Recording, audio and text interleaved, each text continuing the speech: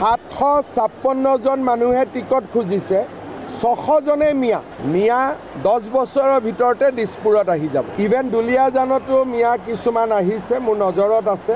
এনেকুৱা ৰেকৰ্ড ময়ো কংগ্ৰেছত আছিলোঁ, কেতিয়াও আগত এনেকুৱা হোৱা নাছিল। যদি কংগ্ৰেছৰ চৰকাৰ হয়, ৰাজধানীটো মিয়াই দখল কৰি ল'ব। আজমলে যিটো কৈছে সেইটোতো ময়ো কৈ আছোঁ যে যদি অসমীয়া মানুহ সাৰ নাপায়, মিয়া 10 বছৰৰ ভিতৰতে দিছপুৰত আহি যাব। আৰু তেওঁলোকৰ মনত যিটো আছে সেইটো আজমলে মুখেদি কৈছে। গতিকে এই কথাটোৰ পৰা অসমীয়াই শিকিব লাগে যে আমি কেনেকৈ মিয়াক ৰখাব পাৰোঁ। ইভেন দুলীয়াজানতো মিয়া কিছুমান আহিছে, মোৰ নজৰত আছে। এই বিষয়ে আমি একেলগে লগ লাগি মিয়াবিলাকক য'ৰ পৰা আহিছে তাতে পঠাব লাগিব। 756 জন মানুহে টিকট খুজিছে 600 জনে মিয়া। এনেকুৱা ৰেকৰ্ড ময়ো কংগ্ৰেছত আছিলোঁ, কেতিয়াও আগত এনেকুৱা হোৱা নাছিল। 600 মিয়া কেণ্ডিডেট অকল।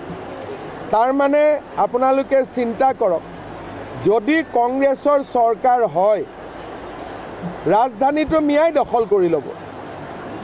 সেইকাৰণে আমি সকলোকে কৈছোঁ যে কংগ্ৰেছক বিদায় দিব লাগে।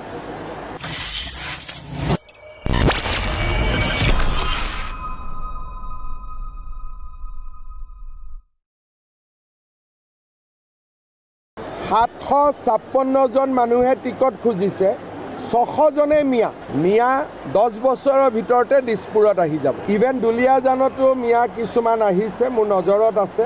এনেকুৱা ৰেকৰ্ড ময়ো কংগ্ৰেছত আছিলোঁ, কেতিয়াও আগত এনেকুৱা হোৱা নাছিল। যদি কংগ্ৰেছৰ চৰকাৰ হয়, ৰাজধানীটো মিয়াই দখল কৰি ল'ব।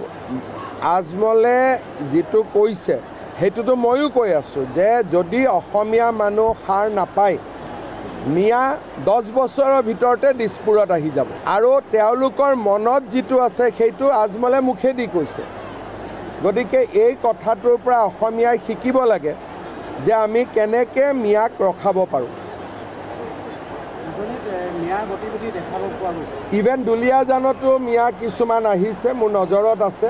এই বিষয়ে আমি একেলগে লগ লাগি মিয়াবিলাকক য'ৰ পৰা আহিছে তাতে পঠাব লাগিব। 756 জন মানুহে টিকট খুজিছে 600 জনে মিয়া। এনেকুৱা ৰেকৰ্ড ময়ো কংগ্ৰেছত আছিলোঁ, কেতিয়াও আগত এনেকুৱা হোৱা নাছিল। 600 মিয়া কেণ্ডিডেট অকল।